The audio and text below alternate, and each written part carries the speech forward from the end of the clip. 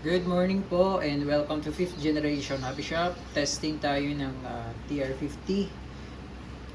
Shoutout po natin si Sir John Philip Boado of San Fernando City, La Union. Sir, welcome to 5th Generation Hobby Shop. This is your unit, sir, the Umarex T4A or Training for Engagement Tactical Revolver TR50 Gen 2 Caliber 50 Revolver.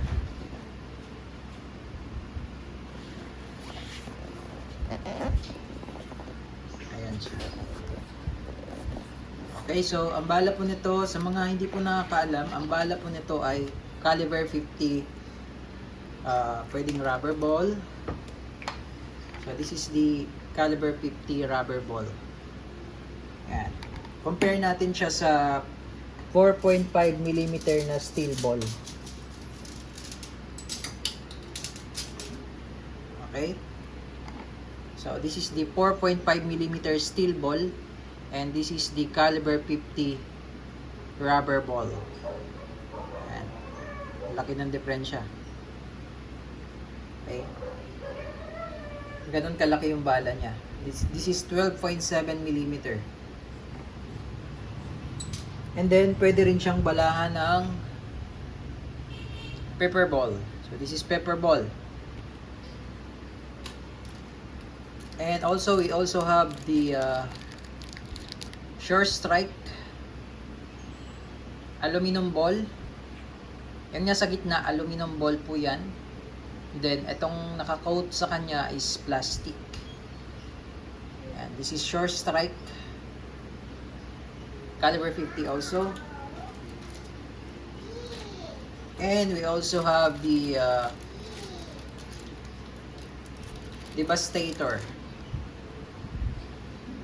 So this is the Devastator. Meron din siyang aluminum ball sa gitna, coated with plastic.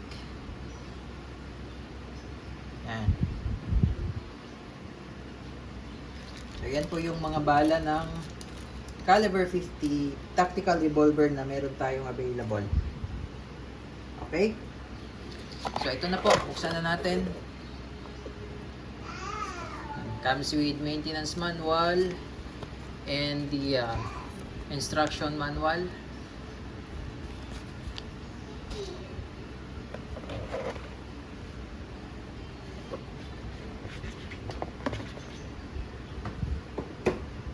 And this is the unit. Yan. Umarex T4A TR50 Gen 2. So si Gen 2 po, naka fiber optic sight na, which is mas maganda yung sight niya compare sa Gen 1. Kasi sa Gen 1 hindi pa po siya naka fiber optic. This is 7.5 joules as indicated in the box. Yan, 7.5 joules. So malakas talaga siya. To release the magazine,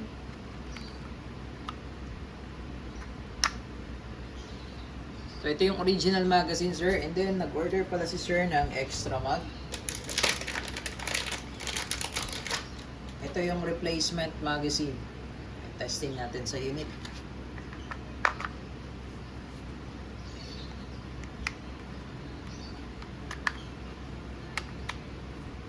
Ayan.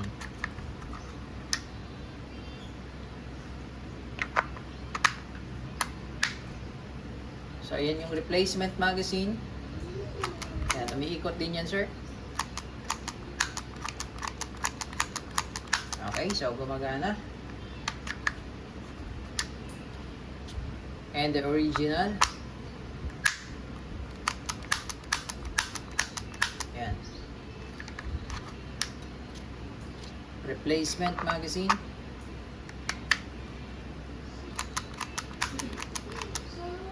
Okay.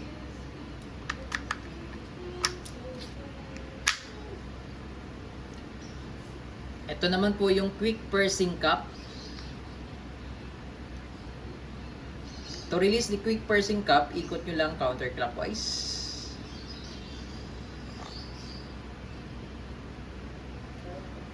Yan. Ito yung pinupush para ma-activate yung CO2 or para mabutas yung CO2.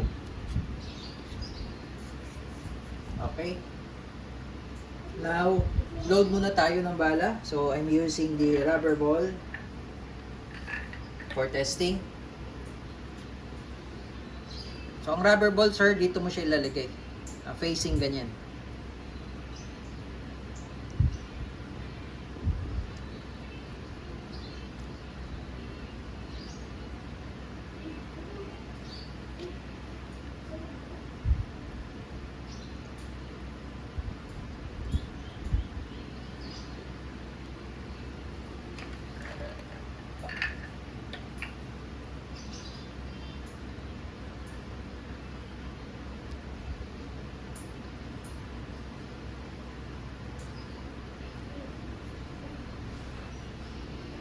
Yan, sir. And then, load tayo ng CO2.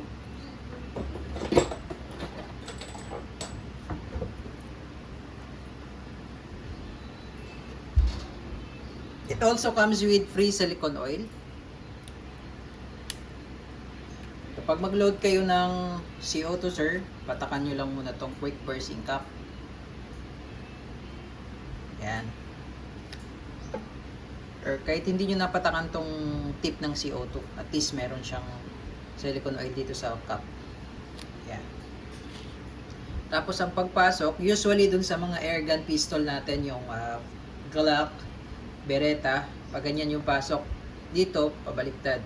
Yan, pag ganyan.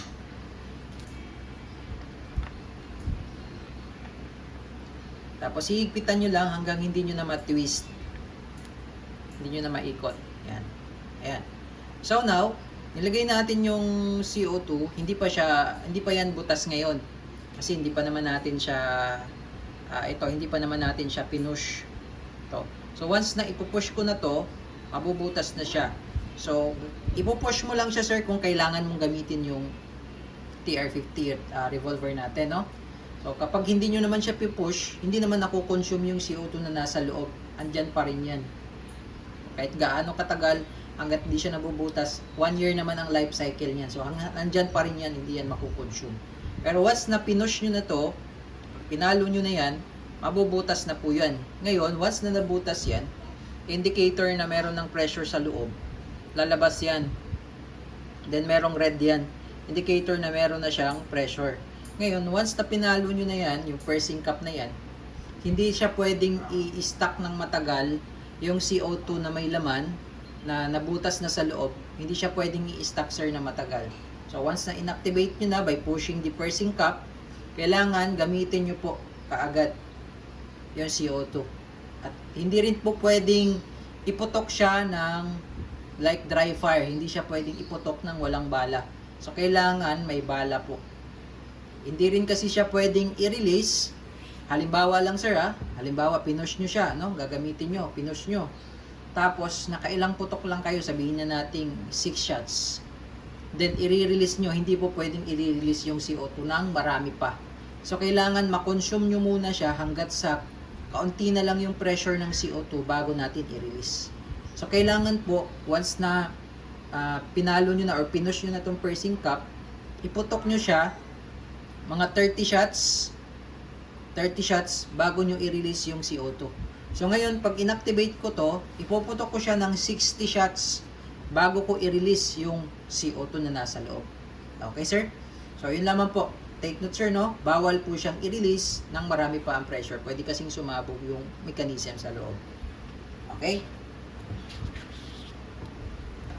So ito pala, sir, yung revolver, pwedeng lagyan ng accessories katulad ng red dot optic, pwede rin lagyan ng flashlight.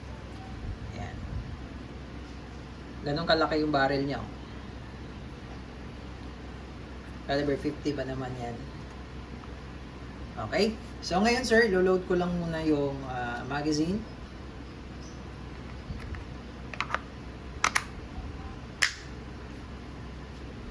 Ayan. And then ngayon papaluin ko to. Pag pinalo ko to, tamang palo lang, sir. Pag pinalo ko to, lalabas yung indicator pin. Red, ibig sabihin, hot, ready to fire na po yan. Okay? So, papaluin lang natin. Tamang palo lang, sir, no? Yan po. Yan. Pag pinalo mo siya, ayan. May red na po. So, ibig sabihin, May pressure na po yan sa loob. So, ipuputok na natin, sir. Okay, so first round tayo, sir. 6 shots, first round. Ang TR50, caliber 50. Okay, 6 rounds, firing.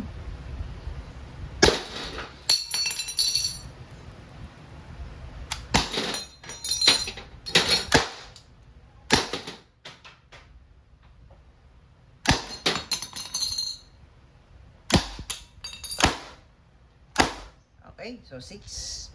Ngayon, load natin yung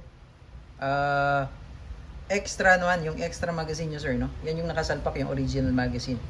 Okay? Ayusin ko lang, sir, yung plate. Okay, so load tayo sa second magazine, sir. Ito po yung replacement mag. Ayan. Okay. So, pangalawang mag tayo, sir, firing.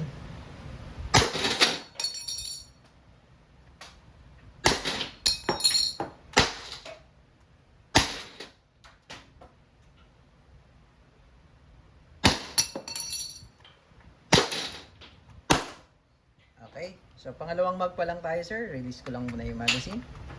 Ayan yung replacement mag. Then load tayo sa pangatlong magazine. So ngayon, sir, sa pangatlong magazine naman tayo. Okay. So sa original magazine, iikot nyo muna siya na isang beses. Yan yung original magazine na nakasalpak.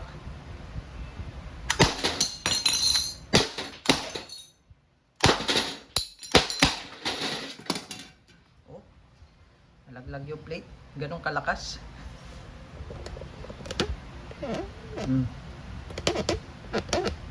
Ganong kalakas TR50.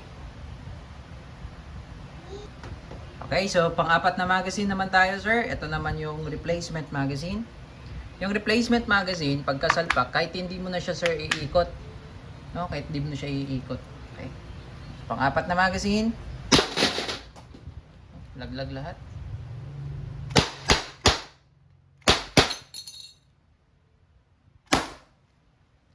Pang-apat na tayo. So sa pang-apat na magazine, meron na tayong 6x4, that's 24 shots, pero malakas pa rin. So at least maka-anim tayo na magazine bago natin i-release yung CO2 sa loob. Okay? So load lang tayo ulit, sir. Okay, sir. Now proceed tayo sa pang-limang round. Pang-limang round.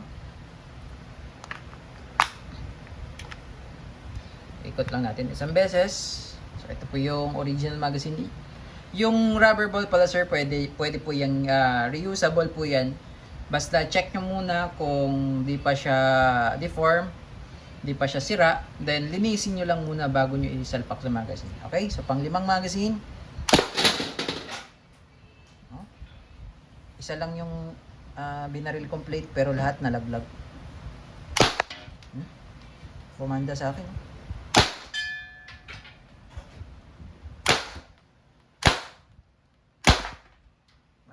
Sakit. Banda lang yun, ha. Pang-anim, pang-lima na yun, sir. Tapos pang-anim, salpak natin yung isa. Ito yung replacement magazine. Ayan. So kahit di mo na iikot yung replacement magazine, iniikot na yan, eh.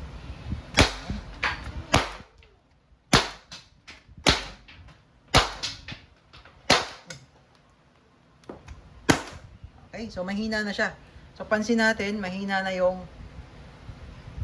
putok niya, no? So that's the time na pwede na nating i-release yung CO2. Okay, so to release the CO2, ito, twist nyo lang counterclockwise one time. Yan, tapos babalik po yung indicator pin, lulubog siya ulit. Then to release the consumed CO2, ikutin nyo lang siya. Yan. Then kung gusto nyo gamitin continuous, pahingayin nyo lang muna, sir, mga 2 to 3 minutes bago nyo isalpak yung CO2. At kung babalik nyo naman yung cap at di nyo gagamitin, lagay nyo lang yung CO2 and then hihigpitan nyo lang hanggang hindi nyo na siya matwist. Yan. Then kung ready na kayo, push lang. Okay? So yun lang po, sir. All goods na po tayo, sir. Again, this is the T4A TR50 Gen 2 7.5 joules tactical revolver. Okay, thank you sir.